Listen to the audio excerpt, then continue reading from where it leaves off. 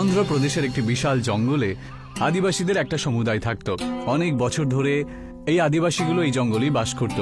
জঙ্গলই এদের কাছে সবকিছু ছিল। কিন্তু হঠাৎ করেই জঙ্গলের মাঝখানে একটা মল তৈরি করার কাজ শুরু হয়ে যায়, আর সমস্ত আদিবাসীদেরকে জঙ্গল খালি করার জন্য বলা হয়।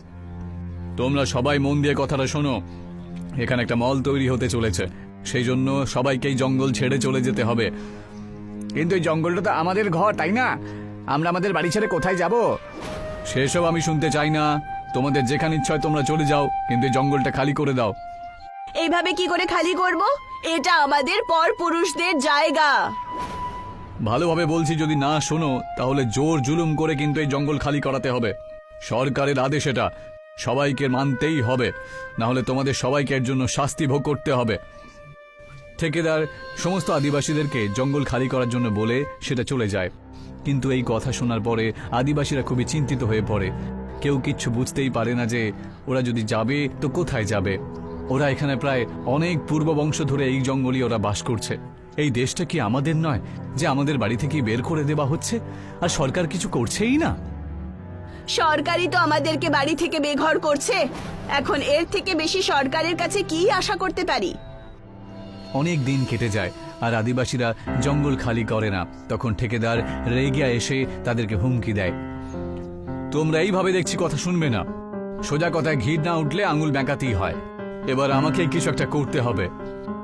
ঠিকাদার শহর থেকে একটা জেসিবি মেশিন নিয়ে আসে, আর ওই জেসিবি মেশিনের সাহায্যে জঙ্গলের সমস্ত গাছ উবড়ে দেয় আর ওদের বাড়িঘরও ভেঙে দেয়। এরা কিরকম নির্দয়ী লোক, সবার বাড়িঘর ভেঙে দিল। এখন আমরা কোথায় যাব? এমনিতেই শীতকাল পড়তে চলেছে, আর এই আবহাওয়াতে আমরা কি করে বাঁচবো? ওরে বাবা! এরা কি জানে যে ঠান্ডার মরশুমে বাইরে ঘুমোতে কিরকম লাগে? আদিবাসীদের বাড়িঘর ভেঙে যাওয়ার কারণে ওরা একেবারে বেঘর হয়ে যায়, আর তারপর ওরা সবাই জঙ্গল থেকে পাহাড়ের দিকে চলে যায়। পাহাড়ে বরফ পড়ার কারণে শীত বাড়তেই থাকে, আর ঠান্ডায় ওরা থরথর করে কাঁপতে থাকে, আর শরীর খারাপ হয় ওদের। এই ঠান্ডায় আমাদের অবস্থা খুবই খারাপ হয়ে যাবে। খুব তাড়াতাড়ি আমাদের একটা বাড়িঘর তৈরি করতে হবে, না হলে আমাদের বাচ্চাদের অবস্থা খুবই খারাপ হতে চলেছে। কি করবো এরপর আমরা? আমরা তো শুধু গাছের নিচে ঘর বানাতে জানি, এই পাহাড়ে ঘর কি করে বানাবো? মনে হচ্ছে আমাদের কুল দেবতার সাহায্য আমাদেরকে নিতেই হবে। উনি আমাদের এই সমস্যা থেকে বের করে আনতে পারবেন। এখন সমস্ত আদিবাসী সমুদায় মিলে নিজেদের কুল দেবতার পুজো করতে শুরু করে দেয়। ওদের কুল দেবতা হলো শকুন, আর ওদের কাছে শকুনের একটা বড় মূর্তিও ছিল। সমস্ত সমুদায় যেখানেই যেত, যেখানেই থাকতো, এরা সবাই এই মূর্তিটাকে সঙ্গে করে নিয়ে যেত। হে কুল দেবতা, আমাদেরকে সাহায্য করুন, আমরা সবাই ঘর ছাড়া হয়ে গিয়েছি। হে কুল দেবতা, আমাদের থাকার জন্য ঘর দিন। আমাদের বাচ্চারা পাহাড়ের এই ঠান্ডায় অসুস্থ হয়ে পড়ছে। প্রত্যেক আদিবাসী ওরা মন থেকে কুল দেবতাকে ডাকতে শুরু করে আর স্মরণ করে, আর ওনার কাছে সাহায্য চায়।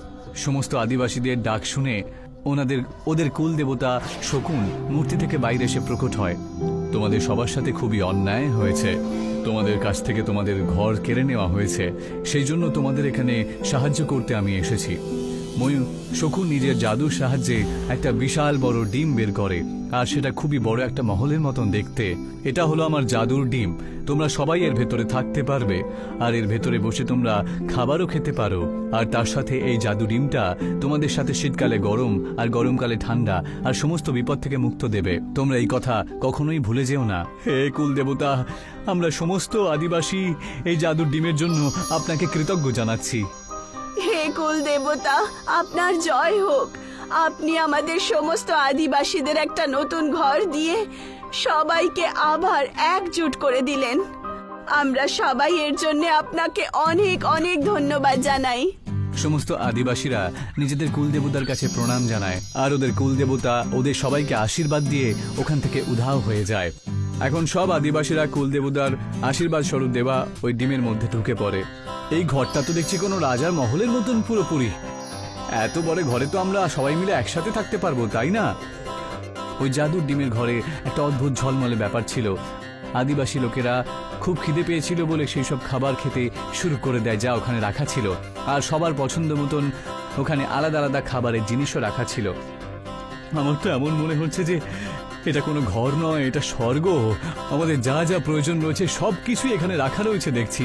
খাবারের জন্য খাবার, শোয়ার জন্য বিছানা, বালিশ, আর বাচ্চাদের পড়াশোনার জন্য বইও রয়েছে দেখছি। সমস্ত আদিবাসীরা খুবই আনন্দের সাথে ওই জাদুই ডিমের ভেতরে নিজেদের জীবন কাটাচ্ছিল। তখনই হঠাৎ করে একদিন জাদুই ডিমের ঘরটা খুব জোরে নড়তে শুরু করে দেয়। মনে হচ্ছে খুব বড় একটা ঝড় আসতে চলেছে।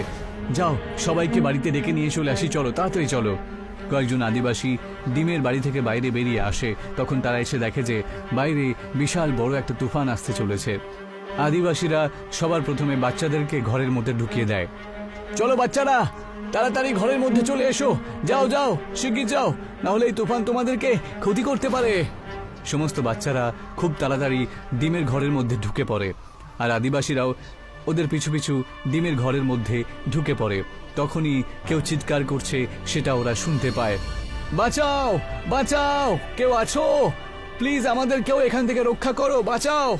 আদিবাসী দেখে যে তুফানের কারণে ওই মলটা পুরোপুরি ভেঙে গেছে আর সবাই ওর নিচে চাপা পড়ে গেছে। আদিবাসীরা তুফানের মধ্যে নিজেদের জীবনে ঝুঁকি নিয়ে ওদেরকে বাঁচানোর জন্য চলে যায়। তোমরা চিন্তা করো না, তোমাদের সবাইকে আমি এখান থেকে বাঁচিয়ে নিয়ে চলে যাব। তোমরা সবাই হাতটা আমাদেরকে বাড়াও। এই যে এদিকে তাকাও, আমি এখানে আটকে রয়েছি, প্রথমে আমায় এখান থেকে বের করো, আমার পায়ে খুব যন্ত্রণা হচ্ছে। তুমি চিন্তা করো না, আমি তোমাদের সবাইকে এখান থেকে রক্ষা করে নিয়ে যাব। তোমরা সবাই হাতটা শুধু বাড়াও। সাবধানে এসো, কিন্তু এখানে সবকিছু ভাঙা পড়ে রয়েছে, তোমারও কিন্তু কষ্ট হতে পারে। এখানে আমার পাটা কেটে গেছে, তুমি খুব সাবধানে এসো। আরে ভয় পেও না, হ্যাঁ আমি এসবে অভ্যস্ত, এমনিতেই জঙ্গলে থেকে থেকে আমাদের এইসব জিনিসের অভ্যস্ত হয়েই গেছে। তাহলে ঠিক আছে, কিন্তু তবুও একটু সাবধানে থেকো, এখানে গজালও পড়ে রয়েছে। ওই মালপত্রের নিচে পড়ে থাকে সবাই, নিজের হাতটা বাড়ায়, আর আদিবাসী ওদেরকে টেনে ওই ভাঙাচোরার তলা থেকে বের করে নিয়ে আসে। তখন তুফান আরো জোরে আসে আর সবাই ওর মধ্যে ফেঁসে যায়। তখন আদিবাসী তুফানের মধ্যে থেকে সবাইকে বাঁচিয়ে জাদুই ডিমের ভেতরের মধ্যে নিয়ে চলে যায়। তোমাকে অসংখ্য ধন্যবাদ আদিবাসী দাদা, আজকে তুমি আমাদের সবাইকে বাঁচিয়েছো। তুমি যদি না থাকতে তাহলে কে জানে আমাদের কি হতো। আরে এইসব তো আমার কর্তব্য ছিল, আমি তো শুধু আমার কর্তব্য পালন করেছি। তোমাদের ঘর আমরা ভেঙে দিয়েছি আর তোমাদের ঘর ছাড়া করেছি, এর জন্য আমাদের ক্ষমা করে দাও।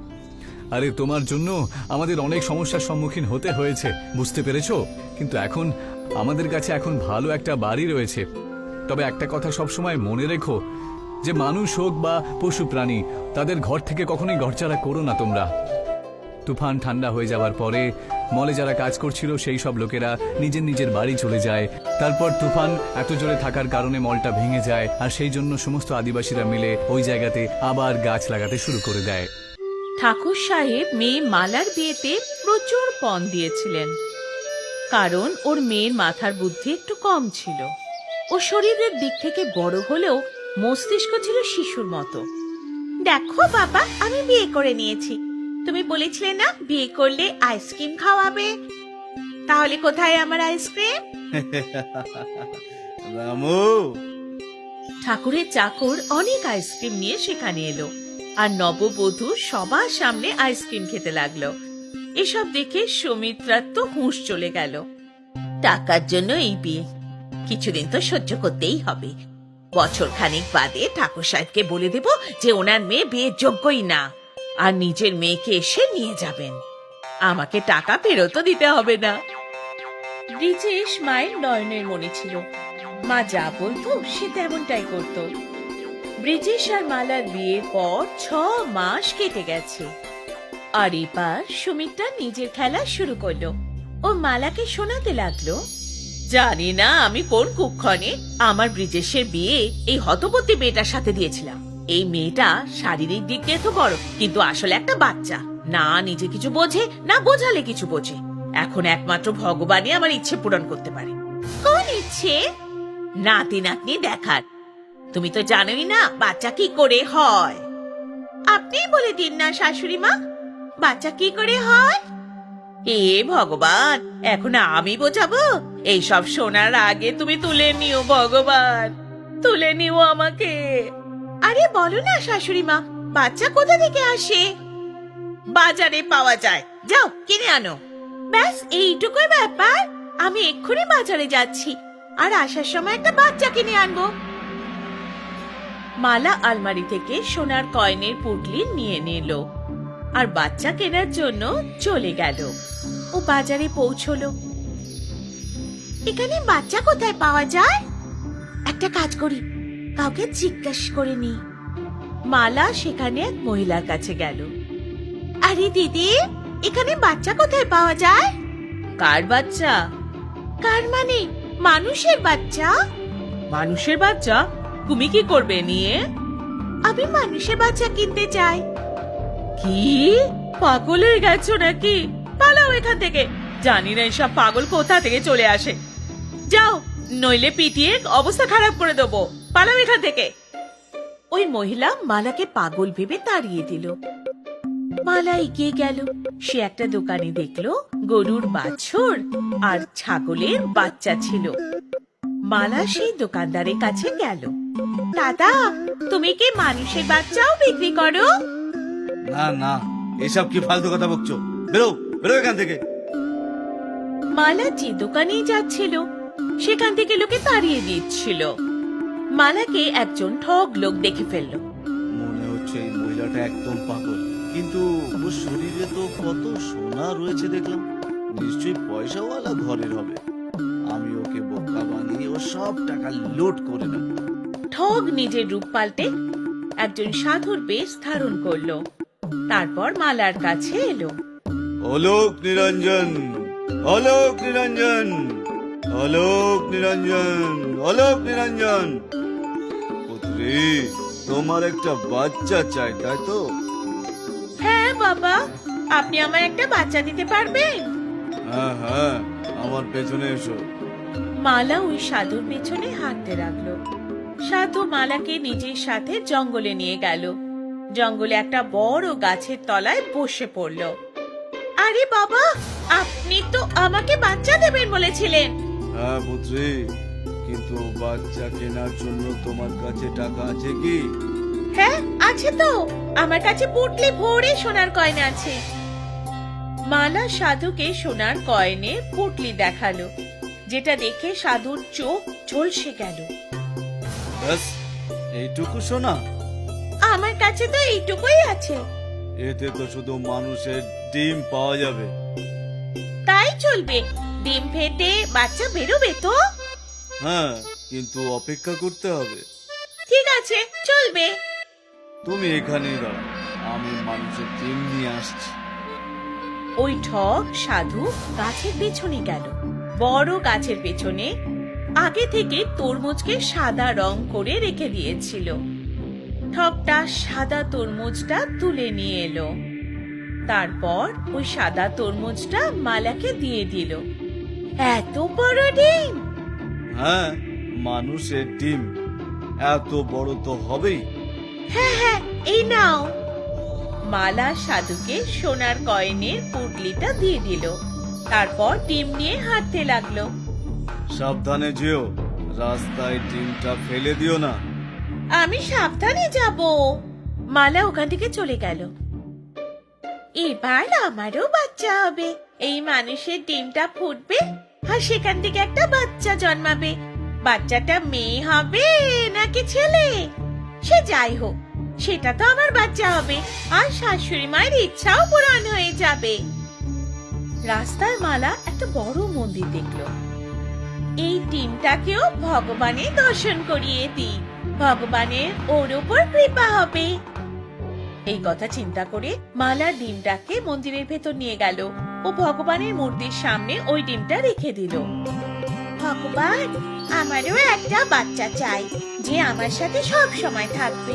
সবাই বলে আমি পাগলি আর কেউ আমার সাথে কথাও বলে না। তুমি এই ডিমটার খেয়াল রেখো। মালা ডিমটা ওইখানে রেখে প্রসাদ খেতে চলে গেল। ও চলে যাওয়ার পরে একটা চমৎকার ব্যাপার হলো, আর ভগবানের মূর্তি থেকে আলো বেরোতে লাগলো আর সাদা তরমুজের উপর সেই আলো পড়লো। কিছুক্ষণ পরে মালা সেখানে ফিরে এলো। তারপর ডিমটা নিয়ে বাড়ির দিকে রওনা দিল। শাশুড়ি মা, আমি মানুষের ডিম নিয়ে এসেছি। এবার আমারও বাচ্চা হবে যে আপনাকে ঠাকুমা বলবে। আরে বোকা, এটা কি নিয়ে এসেছিস? মানুষের আবার ডিম হয় নাকি? হয়তো।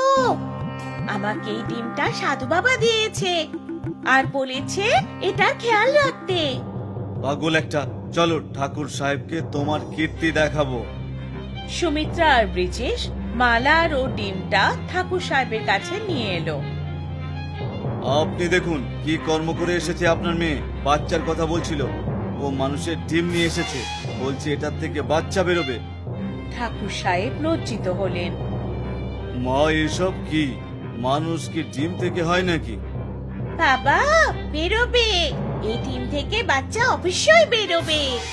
এরকম কিভাবে হতে পারে? হবেই, এই ডিমটা ফুটে এ থেকে বাচ্চা বেরোবে, আমার বাচ্চা। মালা এই কথাটা বলছিল, তখন হঠাৎ ডিমে ফাটল ধরলো আর ডিম ফেটে গেল। তারপর প্রচন্ড আলোর মধ্যে বাচ্চার কান্নার শব্দ শোনা গেল।